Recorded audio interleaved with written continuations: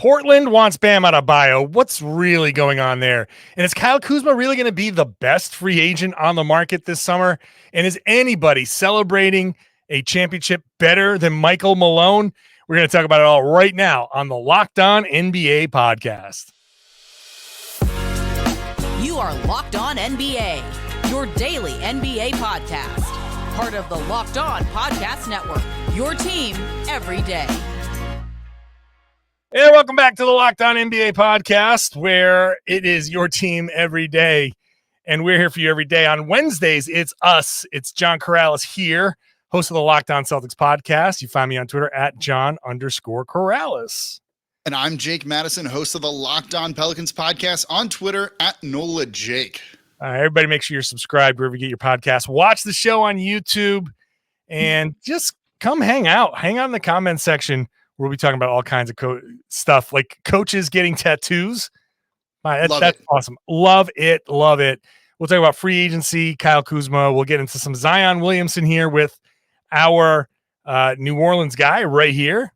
Hey, more as long as you're here, we might as well just keep going with the Zion stuff. Well, the story's not going away anytime. Well, it'll go away by Thursday eventually. Well, we'll see. First, today's show is brought to you by FanDuel Sportsbook, official sportsbook of Locked On. Make every moment more. Visit FanDuel.com/Locked On today to get started. Let's kick it off, though, with Damian Lillard, who since the Bradley Beal trade, Dame has now moved into the forefront of, will this longtime star of this team get moved? And he has been very open. It's not like he's sitting around just saying, no, Portland, love Portland and all that stuff. He's been on podcasts. He's been talking about what teams he wants to play for or he might want to play for. But he seems to really want to play in Portland if he can.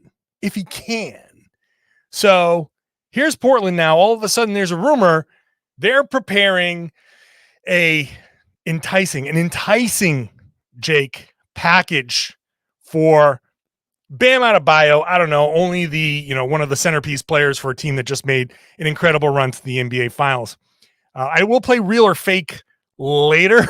Why don't we play a little real or fake impromptu right now? Yeah, let's go. Look, we can make this work in every segment today. It's our thing. It's what we do on Wednesdays. Real or fake, Bam Adebayo is actually a viable trade option for Portland. Like this is probably the fakest one we've ever done, and I'm exasperated. Like I want to swear, I want to yell, and I almost find this. I here's what I think about this rumor. I find it pathetic. I find this trade rumor pathetic, and this is the Portland Trailblazers. They may as well just wave bye-bye to Damian Lillard. I said this to you before we started recording. This is some Danny Ainge level stuff, dude. But Danny Ainge does this after the fact, right? This is what they're saying. No one is actually that interested in the number 3 overall pick, which should be Brandon Miller and Anthony Simons. So we're not going to get to trade it. So Damian Lillard, look, we know you don't want to play with Brandon Miller or some other young guy that we draft with this pick, but look, we tried to get Bam Adebayo. Yeah. We tried to get Bam Adebayo. You know that GIF on Twitter of it's like Ray Liotta laughing, that probably is it from Goodfellas? I think where it's like the explosive, almost like fake laughter. Yeah, it's like that sit back and you're like, and he just busts out laughing. I printed out a picture of it to use as a prop on this. I really considered that. I guarantee you that Pat Riley is wearing a very similar looking suit to the one Ray Liotta was wearing in like the Miami Heat war room. And if Portland actually called with an offer of Anthony Simons and the 3rd overall pick for Bam Adebayo, that he would have the exact same reaction. This is just, they're trying to sell Damian Lillard already on the fact that they couldn't move the 3rd overall pick, which, look, you said it right. He wants to try and play there. He wants to find a solution in Portland. Bam Adebayo ain't going to Portland. And this is sad. It is sad. It screams like, have some respect for yourself, right? Portland. Get a grip and just at least don't go out there and make yourself look foolish. Own up to what your situation is. and be what Washington couldn't be, which is aggressively trading a player, shopping a player, and saying, you know what, the market is open for Damian Lillard.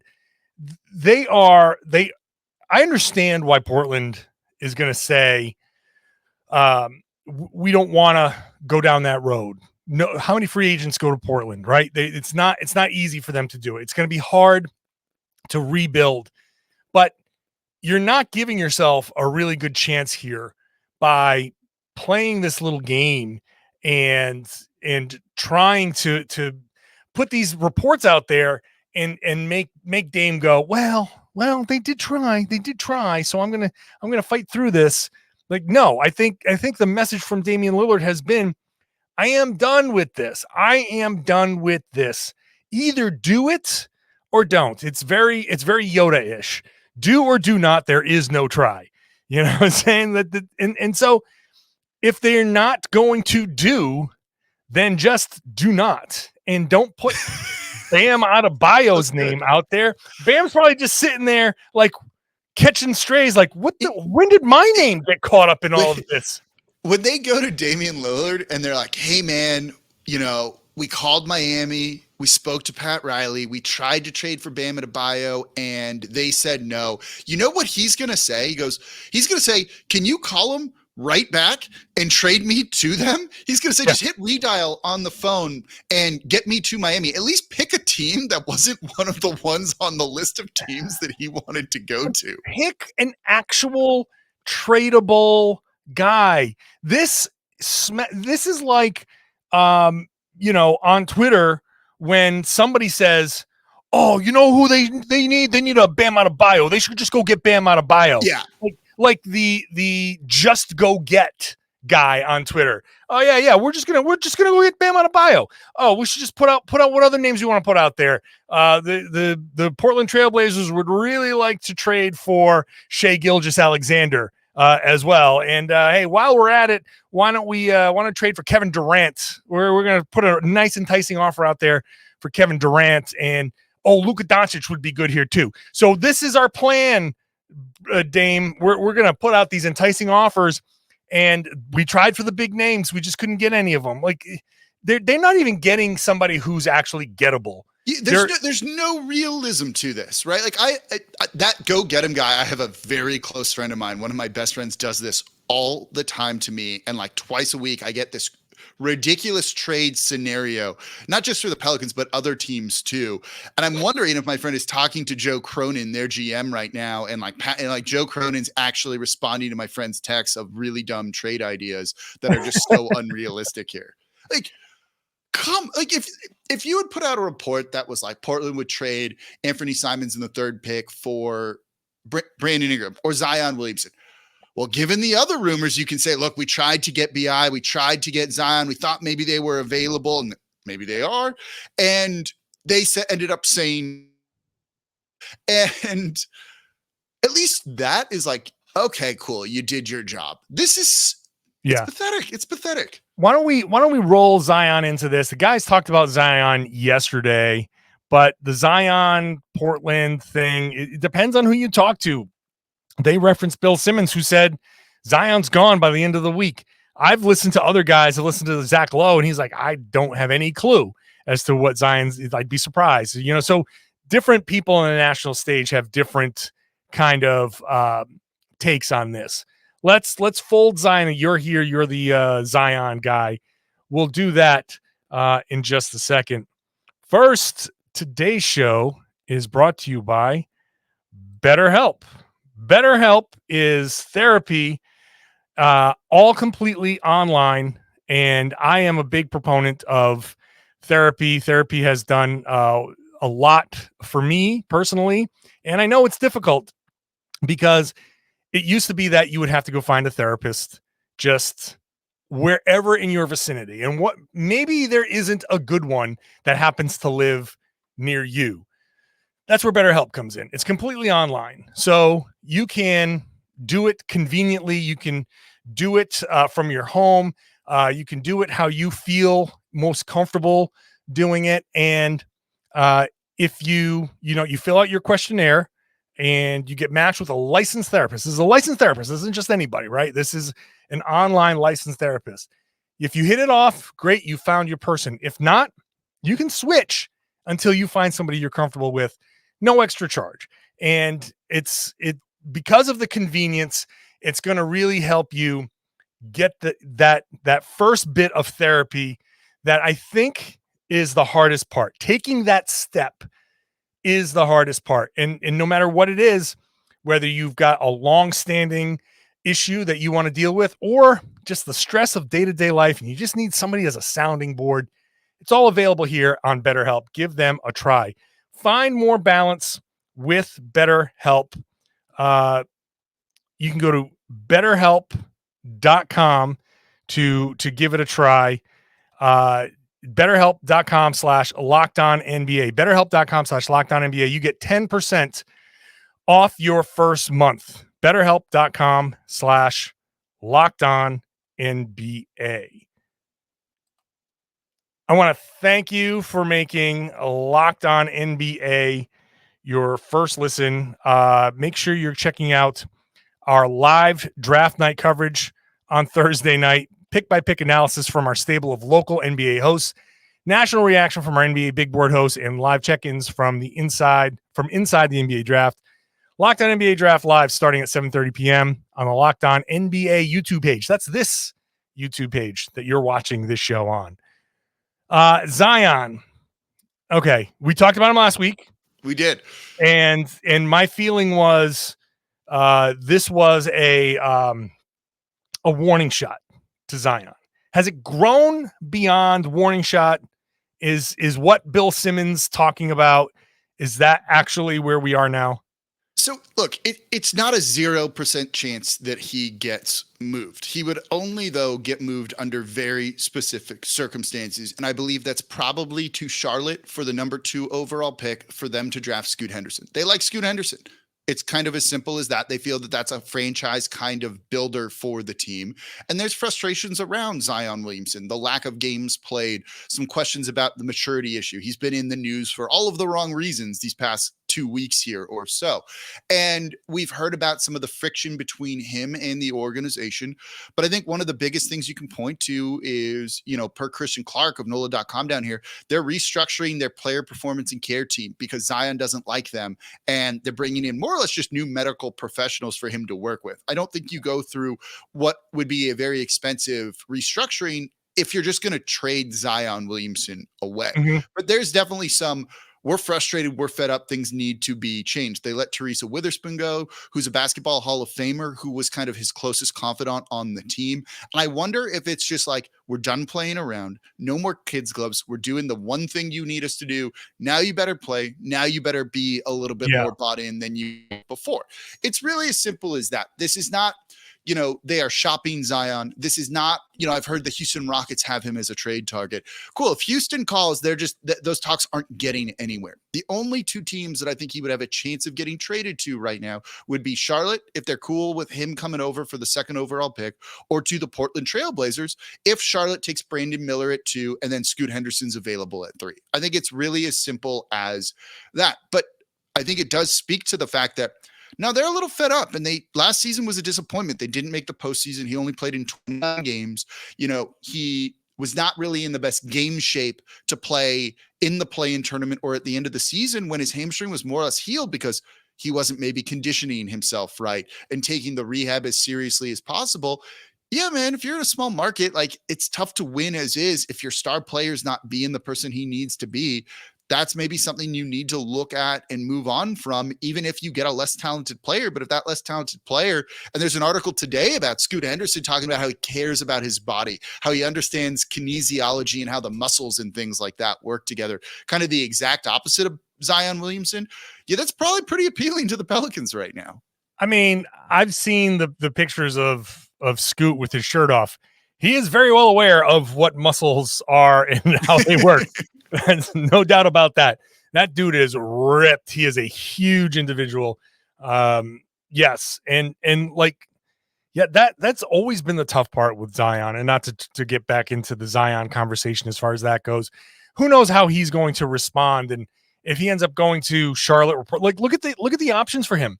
It's New Orleans, no offense, but it's small market, Charlotte, and in Portland. That's small market, small market, small market.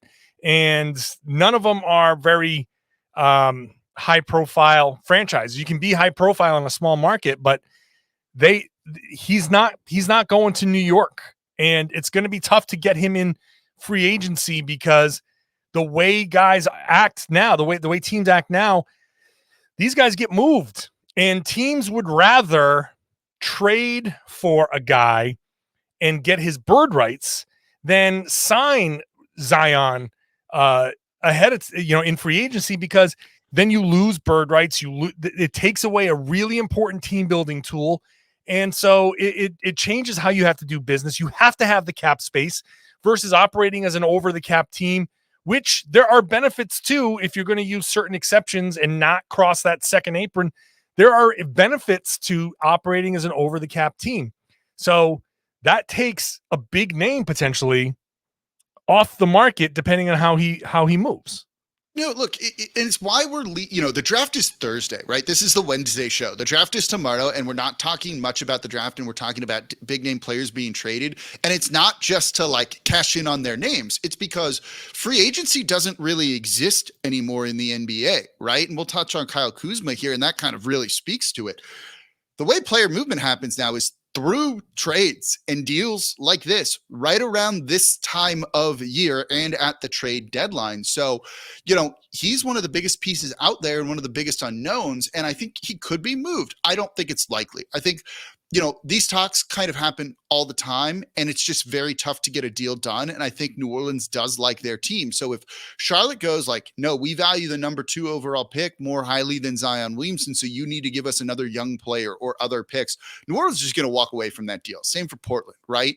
And if New Orleans says, no, you need to give us additional picks alongside the 2nd overall pick for Zion Williamson, that might be too much. So the likelihood of a trade getting done is still going to be low. Yeah, so now you've got Kyle Kuzma opting out of his deal, and these are going to be the guys who are free agents. I think free agency is going to be where you get your Kyle Kuzmas, who are, he's declining $13 million player option. That makes sense. $13 million is basically the mid-level exception, and maybe Kuzma is a little bit better than a mid-level guy. How much better? Not that much, but it's 17 million, 18 million.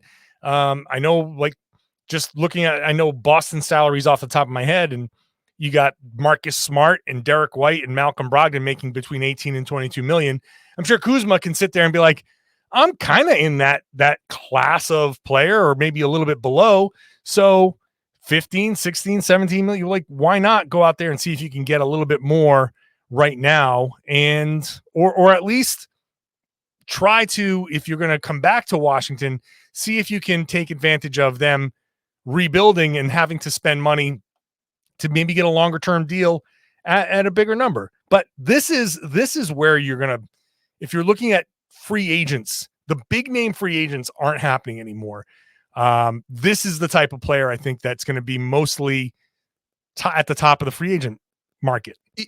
You saw Gary Trent Jr. opt into his $18.5 million player option, which really tells you something about what he feels his market is. And if you look at some of the projections out there, there's 7 teams with cap space, 6 teams with cap space out there.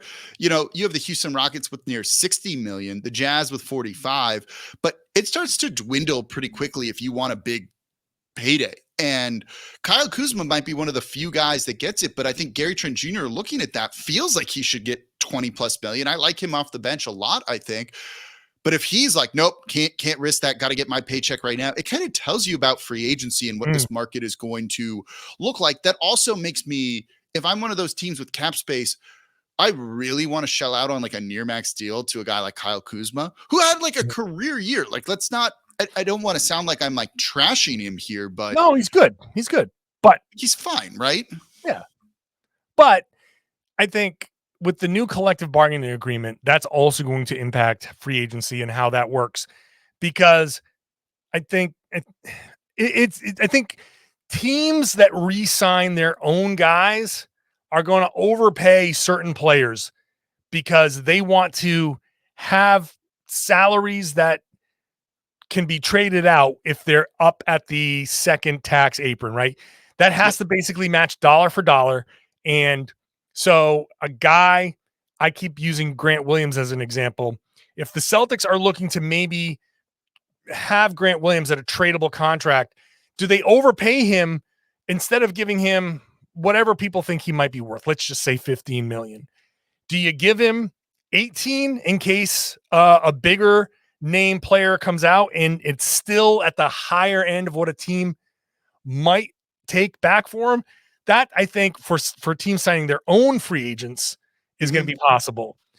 But free agents on the market, I think this might be the last season of raises happening on the market. Like, because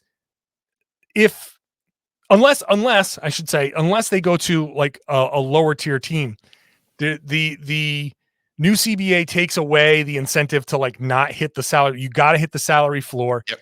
And at the same time, cap space is valuable because teams who are looking to dump salary, you use it as an asset. You rent it out essentially. Like, it's a great team building move.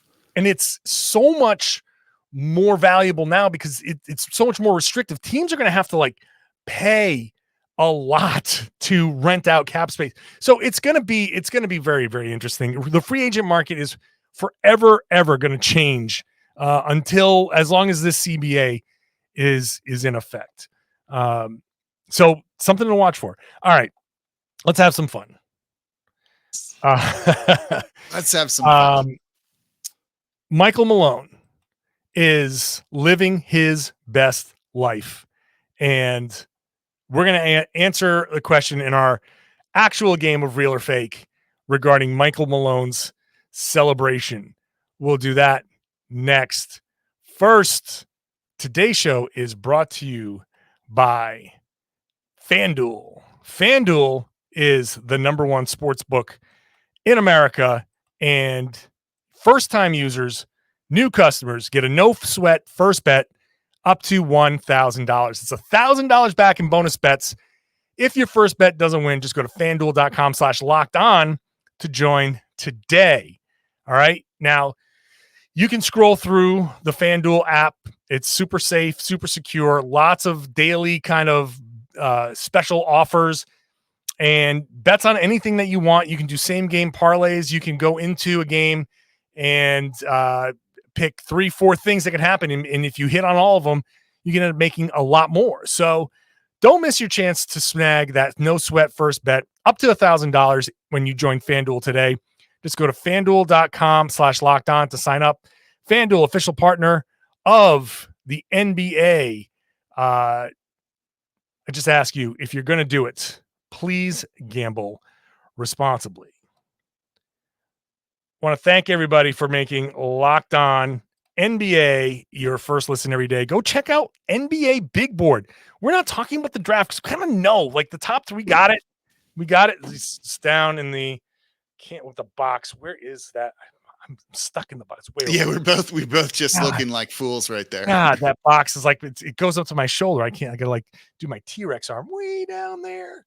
Anyway, Locked On NBA Big Board. You want all your draft coverage. That's going to be exclusively draft coverage.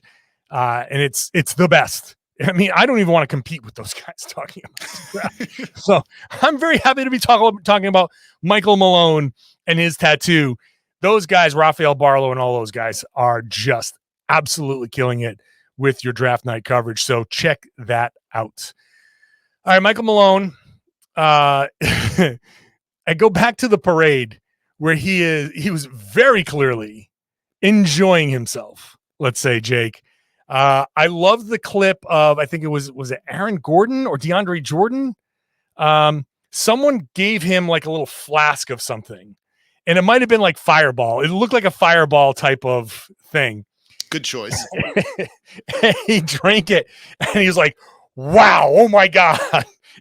So he was living his best life at that parade, and it just continued where he got a tattoo of the that crazy prospector thing. They call it Maxie the Miner, for the Denver Nuggets, and he's holding the Larry O'Brien trophy, and he got it on his left shoulder. So, Jake, let's play real or fake here with Michael Malone. No coach in NBA history has celebrated a championship quite like Michael Malone. Look, unless Greg Popovich has 5 tattoos that I don't know about, this is absolutely true. And I am here for it, man. I would be doing the exact same thing. I think him enjoying this and being a character like this after you just delivered the first title in franchise history, the best season in franchise history, after all, and everything like they had gone through, right, to get there, the injuries of seasons past and things like that. This is awesome. This is exactly how coaches should be celebrated. I'm somewhat familiar with his story because he coached for a season under Monty Williams here in New Orleans. Like, there was a period where he almost quit being a coach and was going to go and become like a state trooper and go join like the police force, and decided not to give up on his dream. And now look at the dude. You celebrate away, Michael Malone. Yeah, absolutely. He earned the right to celebrate like this, and you could almost see a big time celebration coming from him when you consider like how the progression of the playoffs, when they're playing the Lakers, and he was like, oh, no one's talking about us, everybody wants to talk about them, and he just kept playing these cards of like, it's kind of like the us against the world kind of thing. He's always been like an emotional kind of guy. He speaks emotionally when he's talking to the media. He's not afraid of saying things. And like, he's not afraid of challenging his players. He's not afraid of praising his players. So you can see like he very clearly felt the disrespect, right? He very clearly felt the pressure coming from Denver and this possibility of like, we have been kind of like slow grinding our way up to this point. And he's gone through a long kind of path to becoming an NBA head coach and getting into this point. And when all of that stuff builds up and you finally get over that hump, yeah, man, I could see all that pressure coming, that release, that sweet release of, you just did, like, of course, that guy, that personality, that guy was going to go celebrate. And this is absolutely what we should have expected. No, yeah, it's a lot of like FU energy coming out of him and some boost-filled like runs here, which is kind of, look, I like coaches having personality like this, being kind of a character like this. And this type of attitude is probably only going to endear him to the fans in Denver even more so, right? And, he might go to another team eventually, who knows? But you can never take, he's an NBA champion, right? That never gets taken away from him. So this tattoo is like the safest thing you could possibly do. I expect we'll hear more from him, right? He wants another title. Imagine if they win 2 or 3 in a row or something like that, what this dude's going to look like at the very end of it. His liver's probably going to hate him and is going to be like, stop winning NBA titles, please. But man, of course, look, the NBA is better. Every sports league is better, right? When there's just personality injected into it. And seeing this, he didn't like how he was fired from the Sacramento Kings and thought they should have been more patient with him. Goes to a franchise that was exceptionally patient with everybody on that team. And it paid off. So you kind of get the last laugh in the end and do it with, champagne or Fireball in your hand. And like he's gone through like his fair share of criticism. He was fired by the Sacramento Kings. And that was at a point where it was like the Kings were just rattling off coaches, and they're like, nope. So yeah, there's a little bit of like definite FU attitude coming from him. Hey, look, he's from Queens, New York. So I think you're genetically infused with the FU attitude when you're born in Queens, New York. But yeah, I mean, this is great to see. And he definitely deserves it. And shout out to him. I'm from Rhode Island. He went to high school in Rhode Island for a little bit. Then he ended up at the Worcester Academy in Worcester, Massachusetts, was an assistant at Providence College. So lots of connections locally here to Michael Malone. So we hear are very happy to see him kind of get this opportunity to celebrate.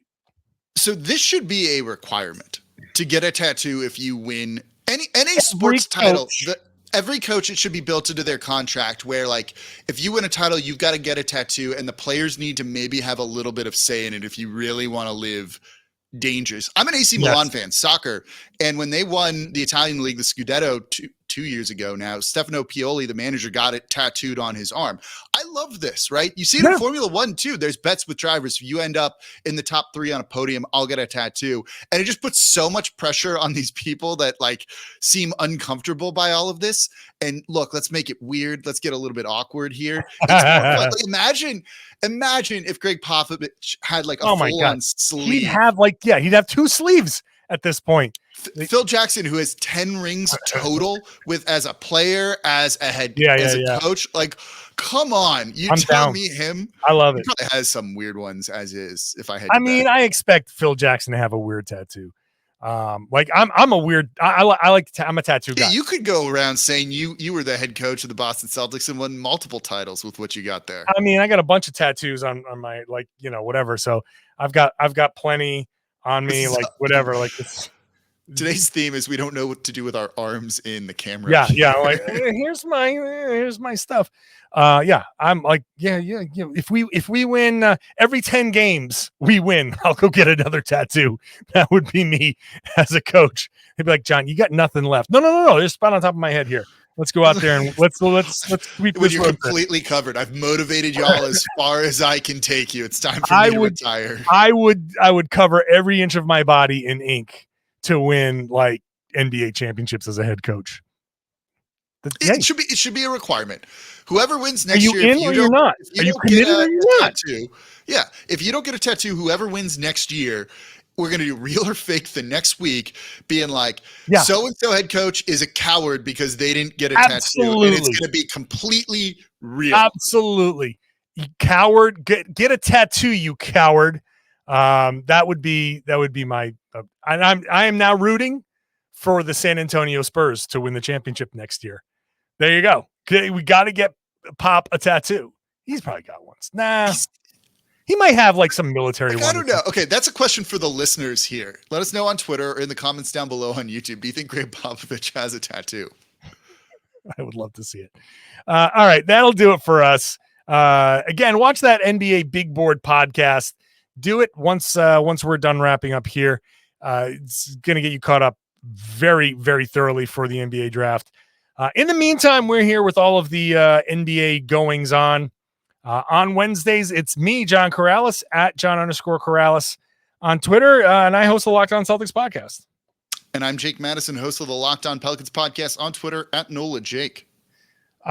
Nick Angstead, Pat the Designer, got the show tomorrow, so make sure you're subscribed. Get that show as soon as it drops. Subscribe on the YouTube page. Ring the bell to make sure you get that show when it drops, that video. And I would love it if you shared the podcast. Tell your friends, tell your family, tell everybody they should be watching and listening to the Locked On NBA podcast right here on the Locked On Podcast Network, your team every day.